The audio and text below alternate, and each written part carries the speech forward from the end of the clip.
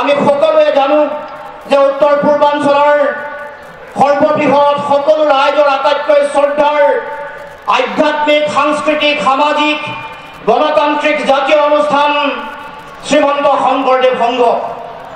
সমগ্ৰ অসমৰ লক্ষ লক্ষ জনতা কেৱল মাত্ৰ অসমৰে নহয় উত্তৰ পূৰ্বাঞ্চল পৃথিৱীৰ বিভিন্ন প্ৰান্তৰ জাতিৰ জনক মহাপুৰুষ শ্ৰীমন্ত শংকৰদেৱৰ আদৰ্শ চিন্তা চেতনা দৰ্শনৰ প্ৰতি শ্ৰদ্ধাশীল ভক্ত সেৱকসকলৰ তেওঁলোকৰ চিন্তা বা তেওঁলোকৰ আৱেগৰ লগত জড়িত হৈ থকা এই অনুষ্ঠান শ্ৰীমন্ত শংকৰদেৱ সংঘ। এই সংঘই যোৱা বিগত সময়ছোৱাত অসম মাতৃৰ কাৰণে অসমৰ জাতীয় জীৱনৰ কাৰণে মানুহৰ মাজত সমন্বয় মানুহৰ মাজত একতা অসমীয়া জাতীয় জীৱনৰ স্বাভিমান অসমৰ মানুহৰ জাতীয়তাবাদ গুৰুজনাৰ মহান আদৰ্শ চিন্তা দৰ্শন বিশ্ববাসীৰ মাজত আগবঢ়াই লৈ যাবৰ কাৰণে অহোপুৰুষাৰ্থ কৰি আহিছে। আৰু সেইকাৰণে অসমৰ প্ৰতিগৰাকী ব্যক্তি শ্ৰীমন্ত শংকৰদেৱ সংঘৰ প্ৰতি শ্ৰদ্ধাশীল।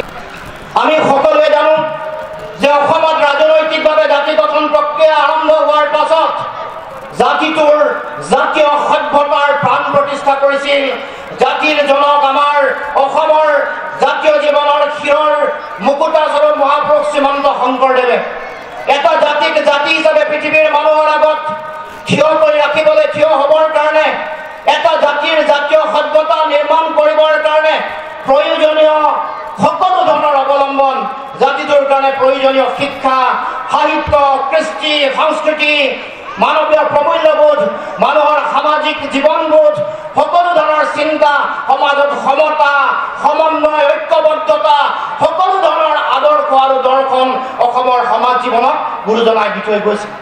গতিকে আমি সেই আদৰ্শ সেই চিন্তাৰে অসমৰ সমাজ জীৱনক আগন্তুক দিনসমূহত আগবঢ়াই লৈ যাব লাগিব। অসমলৈ যেতিয়া মহামানৱ মহাত্মা গান্ধী আহিছিল গান্ধীজীয়ে অসমৰ বুকুলৈ আহি কৈছিল যে আমি যিখন ৰাম ৰাজ্যৰ কথা কওঁ যিখন ৰাম ৰাজ্যৰ সপোন ভাৰতীয় মানুহে দেখে সেইখন ৰাম ৰাজ্য অসমত মহাপুৰুষ শ্ৰীমন্ত শংকৰদেৱে 500 বছৰ আগতে অসমত প্ৰতিষ্ঠা কৰিছিল। য'ত সমতা আছে য'ত সমন্বয় আছে য'ত বিভিন্ন জাতি জনগোষ্ঠী ভাষা ভাষী ধৰ্মাৱলম্বী লোকৰ মাজত একতা সমন্বয় প্ৰেম ভাতৃত্ববোধৰ পৰিৱেশ আছে সেই কথা তেখেতে তেতিয়া উপলব্ধি কৰিছিল। আৰু আমিও জানো যে অসমৰ সমাজ জীৱনৰ যি আদৰ্শ সেই আদৰ্শ ভাৰতবৰ্ষৰ আন প্ৰান্ততকৈ বহু উন্নত বহু উচ্চ। আমাৰ ইয়াত উচ্চ নিচৰ বিচাৰ নাই ইয়াত কোনো বৰ্ণবাদ নাই ইয়াত কোনো সংকীৰ্ণতা নাই ইয়াত কোনো সাম্প্ৰদায়িকতা নাই ইয়াত কোনো ভেদভাৱ নাই। আছে যদি কেৱল মাত্ৰ সমন্বয় একতা প্ৰেম ভাতৃত্ববোধ যিবোৰ মানৱীয় প্ৰমূল্য যিবোৰ ভগৱানে আমাক দি থৈ যোৱা মহান চিন্তা আৰু আদৰ্শ সেই আদৰ্শৰে কেনেকৈ সমাজ গঢ়িব পাৰি সেই কথা আমাক গুৰুজনাই সেই আদৰ্শ দেখুৱাই থৈ গৈছে। গতিকে আমি সেই আদৰ্শৰে আমাৰ সমাজ আগবঢ়াই লৈ যাব লাগিব। সেই চিন্তা দৰ্শনক যাতে পৰৱৰ্তী দিনসমূহত আমাৰ উঠি অহা নতুন প্ৰজন্মই হৃদয়ত স্থাপন কৰি আগবঢ়াই লৈ যায় তাৰ কাৰণে সকলোৱে অহোপুৰুষাৰ্থ কৰিব লাগিব। মহামানৱ মহাত্মা গান্ধীৰ আটাইতকৈ শক্তিশালী শিষ্য বিনোবা-ভাৱে কি কৈছিল আপোনালোকে জানেনে? যিগৰাকী বিনোবা-ভাৱে মাধৱদেৱৰ সৃষ্টিশীল গ্ৰন্থখনক পৃথিৱীৰ অন্যতম শ্ৰেষ্ঠ ধৰ্মগ্ৰন্থ বুলি কৈছে।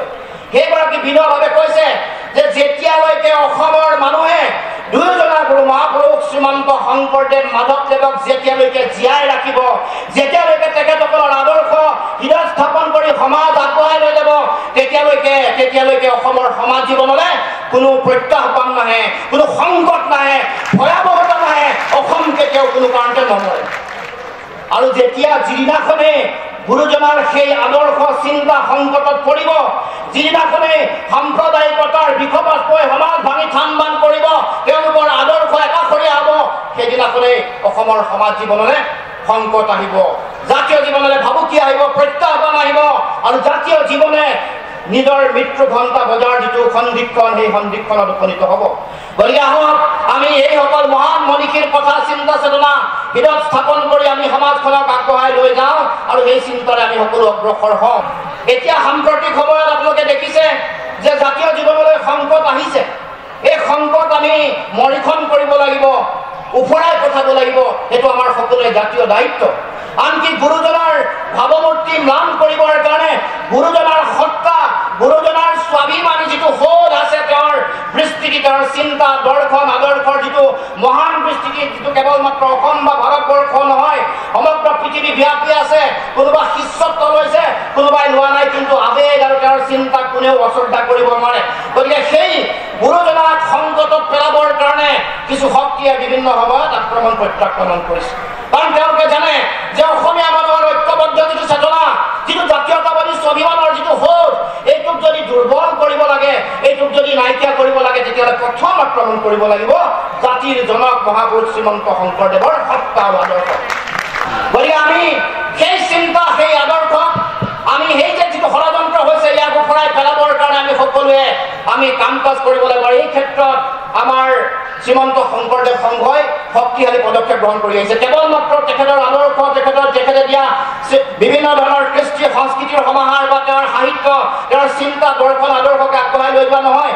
এতিয়া শিক্ষা, অৰ্থনীতি, আন বিভিন্ন ধৰণৰ সমাজ নিৰ্মাণ কৰা বহু ধৰণৰ কথা বতৰা শ্ৰীমন্ত শংকৰদেৱ সংঘই কাম কাজ কৰা আমি দেখিবলৈ পাইছোঁ। আৰু আমি আশা ৰাখিছোঁ এই চিন্তা, এই আদৰ্শ যাতে আগন্তুক দিনসমূহতো সজীৱ হৈ থাকে।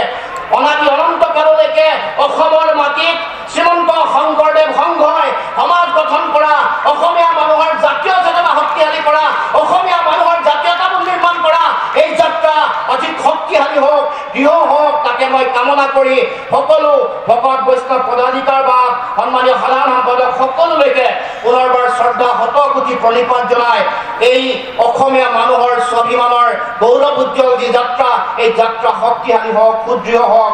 শ্ৰীমন্ত শংকৰদেৱ সংঘৰ এই যাত্ৰা অধিক বলিষ্ঠ, সুদূৰ প্ৰসাৰী আৰু অসমৰ জীৱনত একতা আৰু সমন্বয়ৰ বাৰ্তা কঢ়িওৱা শক্তিশালী এটা চিন্তা চেতনাৰ পৰিসৰ তেওঁলোকে আগবাঢ়ি যাওক, তাকে কামনা কৰি মই মোৰ বক্তব্য সামৰিম। ধন্যবাদ। জয় অসম কৃষ্ণ। আপোনালোকে চাই আছে আপোনালোকৰ প্ৰিয় চেনেল অসম কণ্ঠ।